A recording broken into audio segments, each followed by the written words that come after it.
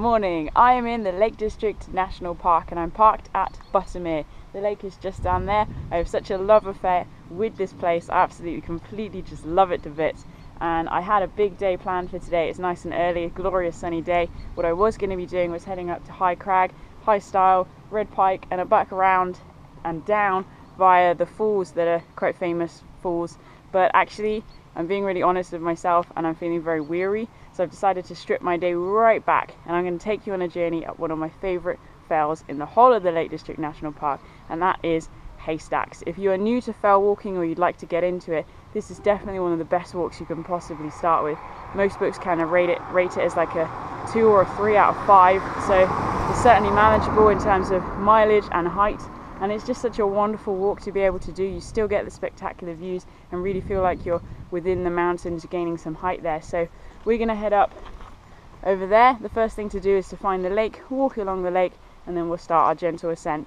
Actually, it's really not that gentle. We'll start our ascent up to the top of Haystacks. So I'm just going to finish getting ready and then we'll get started. I parked on the side of the road just above the picturesque St James's Church. The original chapel was constructed in 1507, whilst the present building dates from 1840.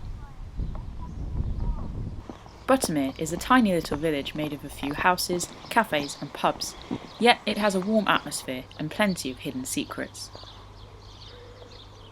This little hall here, I remember coming here when I was I must have been 3, and they had a little craft fair on and they were selling some teddies that people have made, and I still have them, and I love walking past this every single time and just kind of reliving those memories.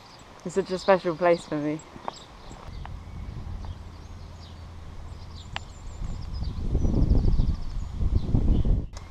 This is the main Lake District National Park car park here, and you can see the prices, so I'm quite glad I managed to get on the road, just because for we students like me this is very, very expensive and it really puts you off being able to come to places like this. So I always like to get here early anyway, especially I was supposed to have a big day, but never mind, at least I've got the road.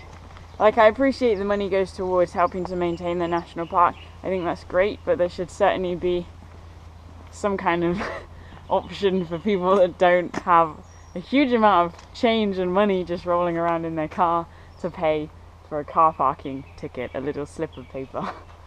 And the worst thing is when you do need to pee and you still have no change on you, you can't use the toilets here. They're 30p, which is such a random amount. Never mind, wild wee for me it is.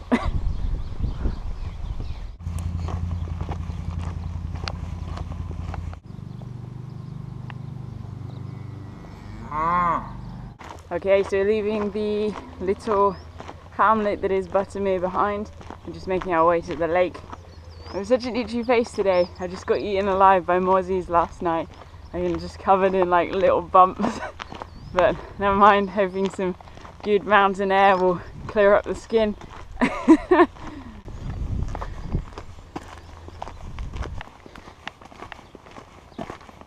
You know, sometimes I just find myself looking at the map here in the lakes and I get really overwhelmed, and it actually makes me quite panicked. I'm like, oh, there's so many walks I want to do and so many fells I want to climb and so many waterfalls to see. There's so much and I don't know how I'm going to fit it all in.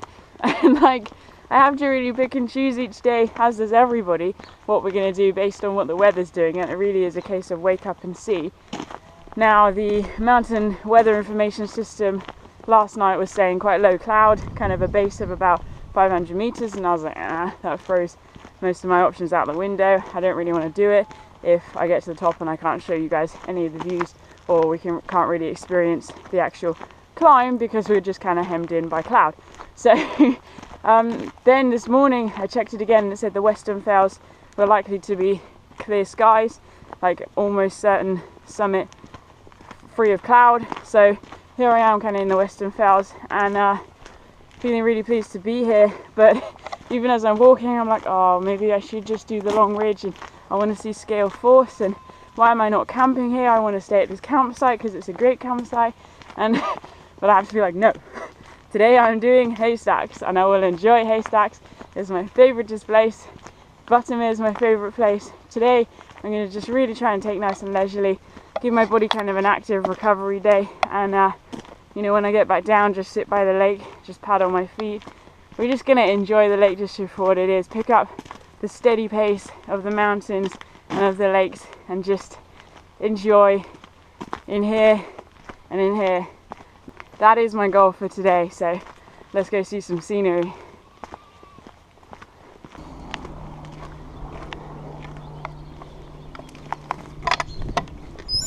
Let me introduce you then to the most beautiful Buttermere Lake.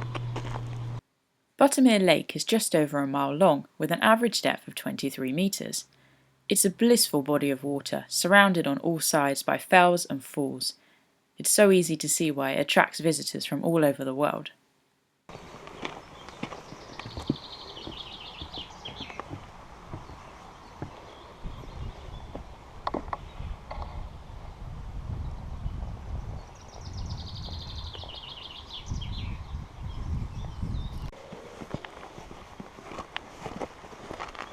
Just thought I'd show you up here a little detour. This is Sour Milk Gill coming down from Blackbeck Tarn, and you know, I remember coming here and this little fall being really quite impressive, but we've had a few dry weeks here in the lakes, and therefore the falls are not as impressive as they could be, but you can certainly get a feel for the scale of what they could have been when it's really wet. Check it out. There's a path that ascends just alongside Sour Milk Gill that's often used to scale Red Pike and the Buttermere Fells. It's the path I was originally planning to take. The first little section then of this walk is a gentle amble alongside the lake, and then we'll hit a bridleway which will follow before we start to ascend. Now, I love this section through the woods. It's such a wonderful, magical place actually. Keeping my eye open for red squirrels. You got the songs of the birds in my ears. It really is so blissful. The trail that follows the length of the lake is easily accessible, so makes for a great stroll for families. The beauty of the forest leaves you feeling inspired and transported into some mythical land, with pines that reach heavenward and delicate mosses that carpet the floor.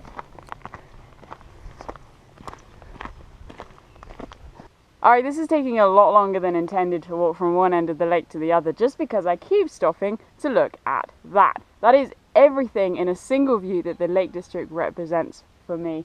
You've got the mixture of deciduous and coniferous trees, you've got the body of water just shimmering in the light, and of course you've got the fells just sketched in their vibrant green, but then also their harsh looking browns and blacks of the rocks that make up the rugged outlines that are the fells.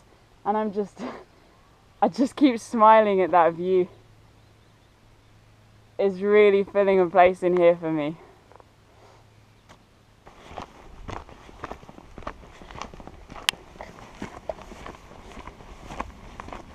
Goodness me, it is hot. I am so glad we're going to be climbing and getting some altitude in today, even if it's not much. Should be a little bit cooler up there. Trouble is, climbing is going to warm me up even more, but that's alright. Oh man, you know, it's got to be a good sort of 1920 now, and it's just gone 10 AM, so we'll see how this goes. I've already caught the sun yesterday. I did put sun cream on though, I was good.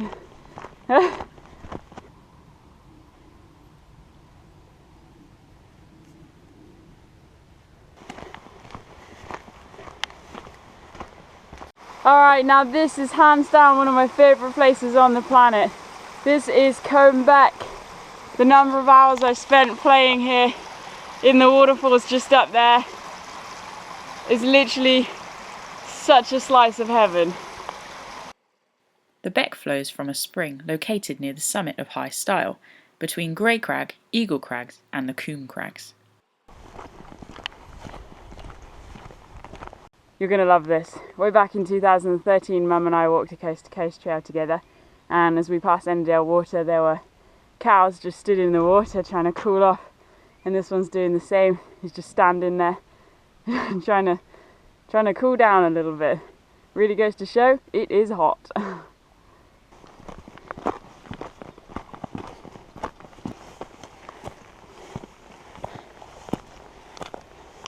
We've reached the end of the lake and we're beginning the ascent. It's all uphill from here. But what we're going to see is the views behind are going to become even more extensive. Heart rate's going to come up, and I don't know if this smile can get any bigger, but if it's possible, it'll happen.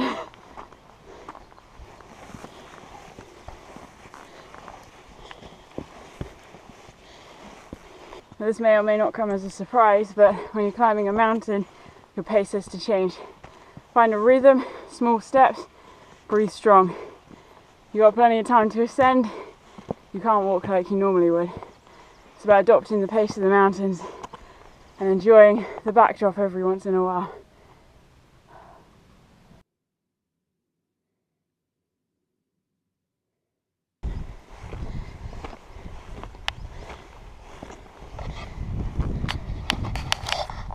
Over the stile.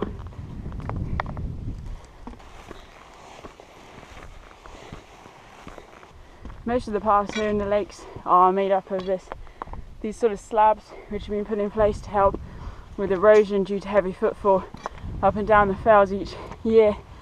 We've got some rangers working up ahead, working very hard. Not a bad office, but sweating it out, making sure the paths are maintained and the mountains are protected.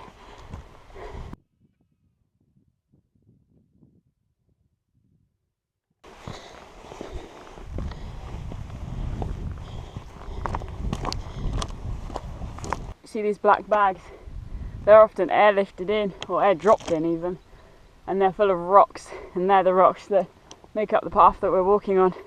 So it's all hard work and manual labour to maintain these paths that we walk on. It really is quite insane, but very important as well.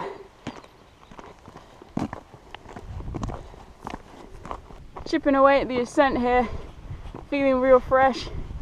This definitely is where I come alive. The lethargy's kind of settled a lot now. I did stop for a banana, which is good. As I say, I'm just trying to take today real steady, pacing it out, active recovery day, and just enjoy every step, rest up whenever I want to. But we're just on this kind of jumbly rock bit, which is real great to work through. You really got to kind of focus here on the in and now, or focus in on the here and now. I can't walk and talk, it never works. I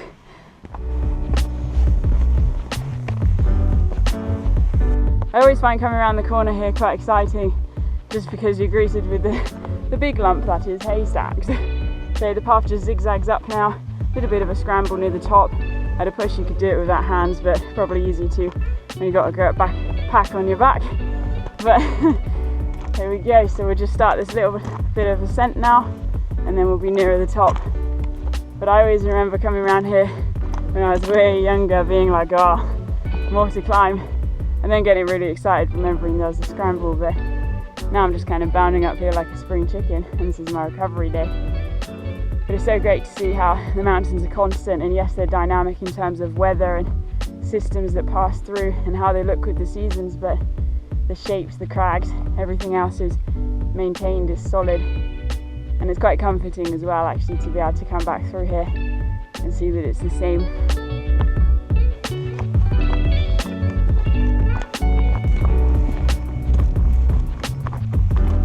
If you did want to get another peek in today, you could just shimmy on up to Seat. That's the name of the mountain, which sits at 561 above sea level. That's meters. It's quite an impressive peak. There's quite a bit of scree to get up and back down if you come back that way.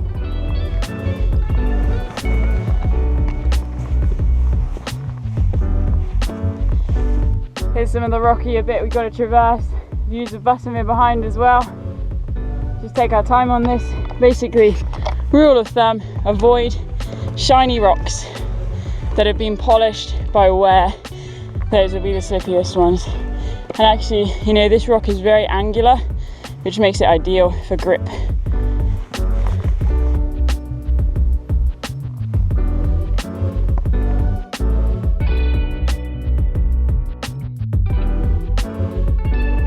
Alright, this last little bit is the final push to the summit. A little bit more rocks to scramble over. Let's get it done.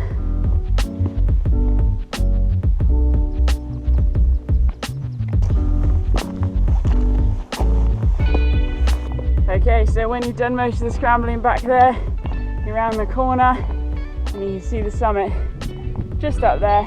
Tiny bit more climbing to go, and then you made it. Haystacks in the bag. I've just stopped here for 2 seconds, working my way up this kind of little gully thing, and you can see the strata in the rock there, how it's all folded and pressed in together. That's quite spectacular. Anyway, up this rock face, let's go. Oh, my map fell down.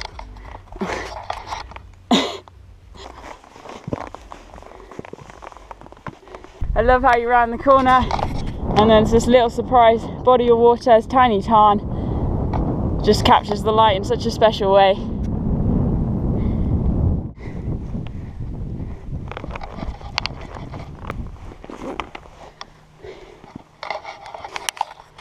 Stretch. There we go, highest point on Haystacks. 5, 9, 7 meters above sea level.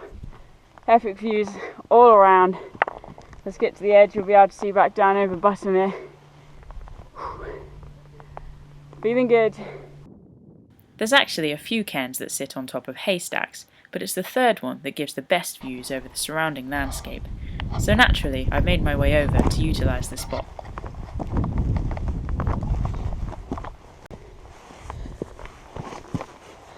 There we go. On the other side now, we can see the Innominate Tarn. Over there is Honister Quarries. Can't quite see that, but you can see the edge of some mining. And then here, in this spot, definitely more photogenic. Much better views over Buttermere and Crummock Water. Not bad. The view down over Buttermere and Crummock Water is one of my all-time favourite in the lakes, a fantastic reward for the morning's scrambly climb to the top. It certainly deserves a moment of quiet appreciation, so if the sun's out, it's definitely the best lunch spot. Now then, I am going to leave Haystacks. That's that. And we're going to make our way down to the Innominate Tarn, and then also Blackbeck Tarn, which is just around the corner. I'll probably just stop for a little bit there, eat an apple. Very excited about the apple. And then from there, we'll wind our way around to get potentially a glimpse at Honister, although probably not actually from the looks of it. We'll stay quite low, and then we'll begin our descent down the valley all the way back to Buttermere Lake.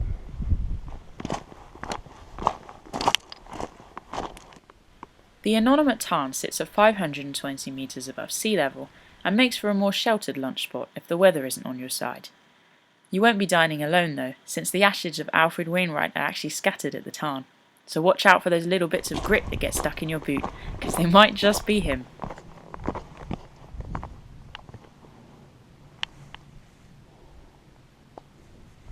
Blackbeck Tarn, just up ahead. The path literally kisses it. Kind of forgot that, it doesn't really go around it at all. So I'm just going to shimmy up a little bit. The path kind of ascends before we start the descent. Now I'm quite apprehensive about the descent today because my left knee in particular is really playing up. So I have 2 tactics. One is to take it slow and be very cautious with every placement of my feet. And 2 is just to kind of take it as fast as I can, basically run the whole way so that my feet actually hardly really touch the ground and there's very little pressure. But first things first, let's still my rumbling stomach and eat an apple.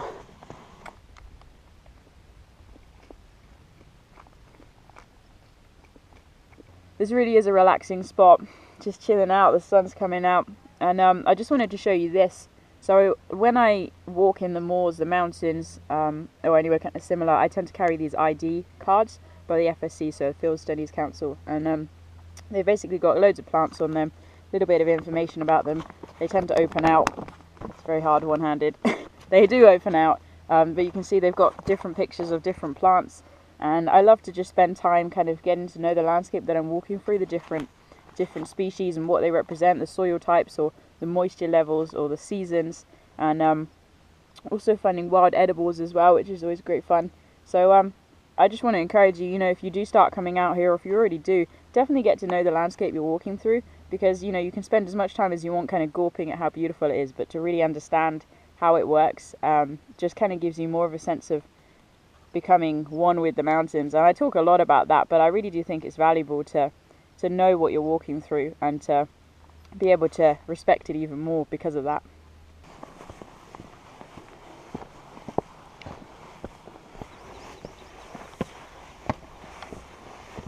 I don't tend to film people as I walk past, or I certainly try not to, but nearly everybody that I walk past or walk past me, we just stop and say hello, we have a quick chat, talk about the weather, or swap starting, finishing locations, and just sort of talk about the route. And it's such a community up here.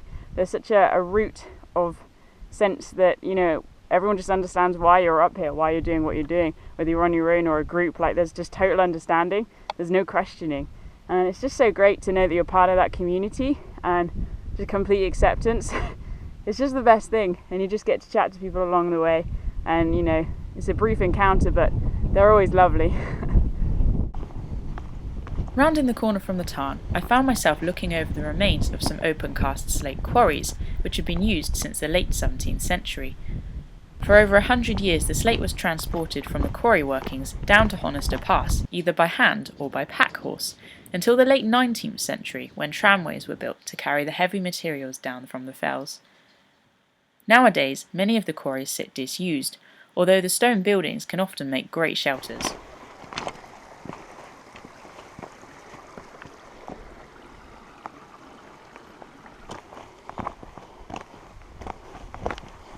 Just stopped here and I found some sunglasses. Let's see what they look like. Oh yeah! Woo! Yeah man, quite like these. They're not bad at all.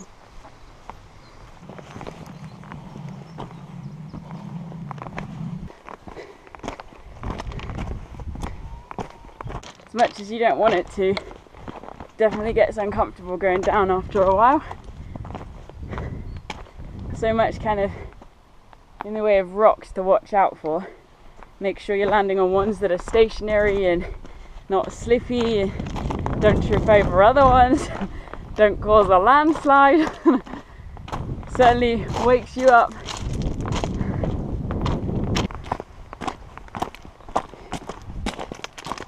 Very nearly on the level ground, and actually at a junction point where there's another path from the left that also comes down almost from the same point.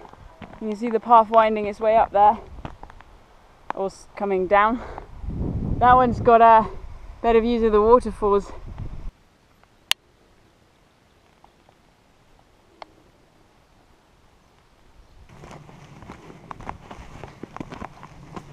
Enjoying rocking out these sunglasses, except I know my other ones are on my hat, so every time someone comes up I'm just like, pretend you saw nothing.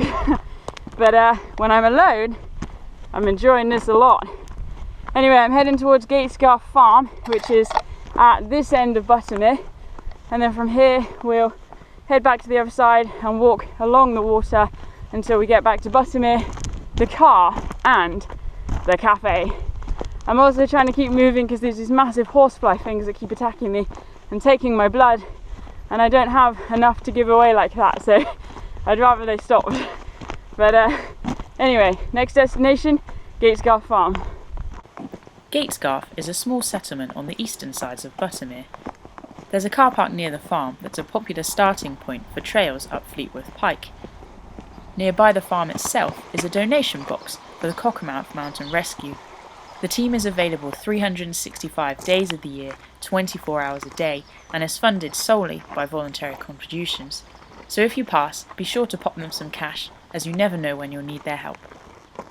Very much on the sort of home straight now, so we're just walking back to the other side of the lake, and then from there, as I mentioned, all the way back to Buttermere. Just gonna take my time with this now, in the sense that I just want to enjoy walking alongside the lake as much as I did on the way up. But this time I have no time constraints, so just going to amble along, stop when I want to stop, and we'll get back to the cafe. That is also the goal. Although it's really hot, I was like, oh, I'll have a latte. I'm a big latte softie. But it is very, very hot, so I might have to have a cold drink. Dilemmas in my life, honestly. It's challenging. Retracing my steps along the shore of the lake was as wonderful as it was earlier in the day, with the lake itself having taken on an altogether different appearance as the sun had moved to alter the reflections. Final stretch there and back to Buttermere. Really enjoyed just walking alongside the lake there. There's some kids in canoes, obviously doing some challenges of who can jump in the best or something, but it was quite funny to watch. Anyway, I'm going to head back to the car, sort out my stuff, and then hit the cafe, I think. Maybe head back down to the waterside to read and just chill. Bring in the rest part of my active rest day. Folks, thanks for following the journey. Just goes to show anyone can hit the fells if they want to. Just get that training in and get those skills built, practicing climbing your local hills, and then get into the fells. You cannot not do it. Thanks for watching, enjoy your adventures, and stay wild. I stopped off at the lovely Sky Farm Tea Rooms, a welcoming place crammed with a vast array of cakes, pastries and sandwiches. Of course, I went for an egg roll, eating my fill before crashing out at a secluded spot by the lake. It was the most refreshing break, and I reflected on the day with joy, and was even joined by some surprising company. An amazing end to an amazing day.